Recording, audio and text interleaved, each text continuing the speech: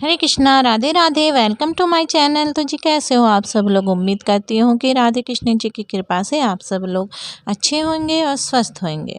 तो जी सर्दियों का मौसम आ रहा है, तो लड्डू गोपाल जी की सेवा के लिए हमें हर चीज़ का ध्यान रखना चाहिए।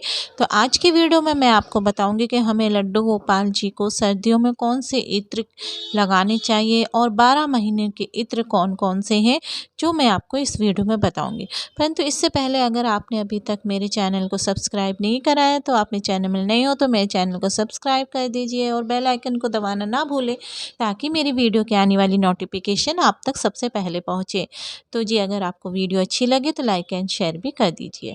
तो चलिए अब हम शुरू करते हैं। जैसे कि सर्दियों का मौसम है, तो सर्दियों के मौसम में कान्हा जी की सेवा के लिए हमें विशेष ध्यान रखना चाहिए। जैसे कि हम सर्दियों में कान्हा जी को कौन सा इत्र लगाएं। तो देखिए कई इत्र होते हैं, तो हर मौसम में अलग अलग इत्रों का प्रयोग करा जाता है कान्हा जी की सेवा के लिए। जिन इत्रों की तासीर गर्म होती है वो हम सर्दियों में यूज़ करते हैं, और जिन इत्रों की तासीर ठंडी होती है वो हम गर्मियों में कान्हा जी के लिए यूज़ करते हैं इत्र सेवा के लिए। बरसात के लिए भी अलग इत्र होते हैं, और पूरे 12 महीने के लिए जो इत्र होते हैं वो भी अलग होते हैं। वो मैं आपको इस वीडियो में पूरी जानकारी दूंगी। तो सबसे पहले हम जान लेते हैं कि सर्दियों के मौसम के लिए हमें कौन से इत्र कान्हा जी के लिए प्रयोग करना चाहिए। क्योंकि अब सर्दियां आ रही हैं, तो चलिए मैं आपको सबसे पहले बताती हूँ सर्दियों के मौसम के लिए। तो देखिए सर्दी के मौसम के लिए हमें एक आता है कमल का इत्र और एक आता है अंबर।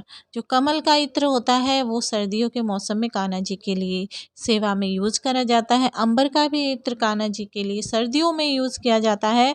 और कस्तूरी कस्तूरी का भी इत्र कान्हा जी के लिए सर्दियों में ही यूज़ किया जाता है, क्योंकि इनकी तासीर गर्म होती है, तो ये सर्दियों के लिए उचित रहती है। और फिर आता है केसर। केसर जो होता है बहुत ही गर्म रहता है, कान्हा जी को सर्दियों में बहुत ही राहत पहुंचाता है। केसर का इत्र आप लेकर आइए, इसकी सुगंध भी बहुत ही अच्छी होती है। और एक और है हिना। तो हिना भी आप लड्डू गोपाल जी के लिए सर्दियों में यूज़ कर सकते हैं। तो अब हम जान लेते हैं कि हमें गर्मियों में कौन सा इत्र कान्हा जी के लिए यूज़ करना चाहिए।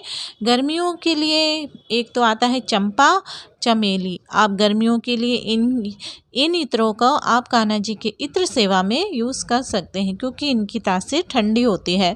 और एक आता है मोगरा, और एक आता है रातराजी, और एक आता है जूही। तो जी आप गर्मियों में इन इत्रों का आप कान्हा जी के लिए कोई सा भी इनमें से एक इत्र यूज़ कर सकती हैं।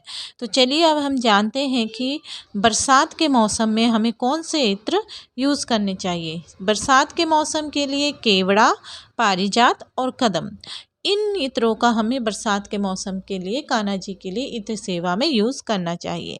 और पूरे 12 महीने के लिए कौन से इत्र होते हैं, चलिए मैं आपको बताती हूँ, जो कि हम पूरे 12 महीने यूज़ कर सकते हैं, ठंड में भी और गर्मियों में भी और बरसात में भी। सबसे पहले तो मैं नाम लूँगी गुलाब का।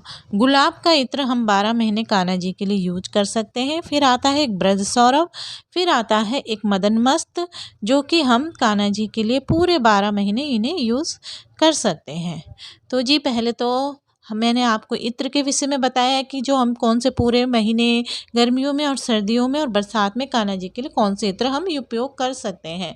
तो जी इत्र की पहचान मैं आपको बताती हूँ। देखिए इत्र जो होता है थोड़ा कॉस्टली आता है, महंगा आता है। तो इत्र जैसे कभी आप इत्र खरीदो तो आप इत्र को सूंघने से तो कहते हैं कि इत्र जूठा हो जाता है। हमें कभी भी कान्हा जी के इत्र को सूंघना नहीं चाहिए। आप इत्र को कैसे देखेंगे कि वो कि शुद्ध है या नकली तो नहीं है या असली है। तो आप थोड़ा सा इत्र कान के पीछे लगा लीजिए। अगर आपके कान में जलन होने लगे तो आप समझ लीजिए कि इसमें केमिकल मिक्स है, ये शुद्ध इत्र नहीं है।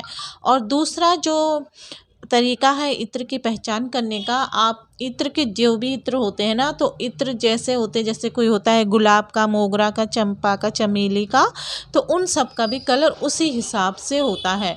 तो इस तरीके से भी हम इत्र की पहचान कर सकते हैं। तो इस तरीके से हम शुद्ध इत्र कान्हा जी के लिए ले सकते हैं, क्योंकि हमारे कान्हा जी को इत्रों की महक बहुत ही पसंद है, क्योंकि वो फूलों के रस से इत्र बनाया जाता है, जो कि हमारे लड्डू गोपाल जी की सेवा में बहुत ही ज़रूरी होता है। तो अब हम जान लेते हैं, जैसे कि ठंड का मौसम है, सर्दियां हैं, तो हमें कान्हा जी को चंदन लगाना चाहिए क्योंकि चंदन बहुत ठंडा होता है। क्या हम कान्हा जी को चंदन लगा सकते हैं? तो देखिए, जैसे गर्मियों में तो जैसे कि चंदन यात्रा भी निकलती है, तो तब तो हम कान्हा जी के पूरे शरीर में चंदन लगाते हैं, उन्हें गर्मियों से बचाने के लिए। उनके पैरों के तलवों में, हाथ के तलवों में हम चंदन का उपयोग करते हैं। परंतु सर्दियों में हमें क्या करना चाहिए, क्योंकि चंदन ठंडा होता है। तो देखिए, सर्दियों में भी हमें कान्हा जी को रोज़ स्नान आदि कराने के बाद चंदन का तिलक लगाना जरूरी होता है, क्योंकि चंदन सेवा अनिवार्य होती है। तो कान्हा जी को आपको स्नान आदि कराने के बाद चंदन जरूर लगाना चाहिए।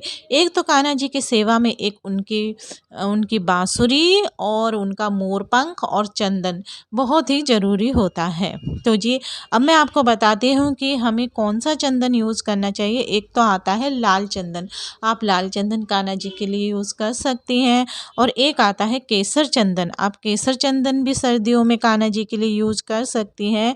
और एक आता है अष्टगंधक, अष्टगंधक चंदन होता है जो कि हम पूरे महीने यूज कर सकते हैं, उसको 12 महीने यूज़ करा जा सकता है। अब हम जान लेते हैं गोपी चंदन के विषय में।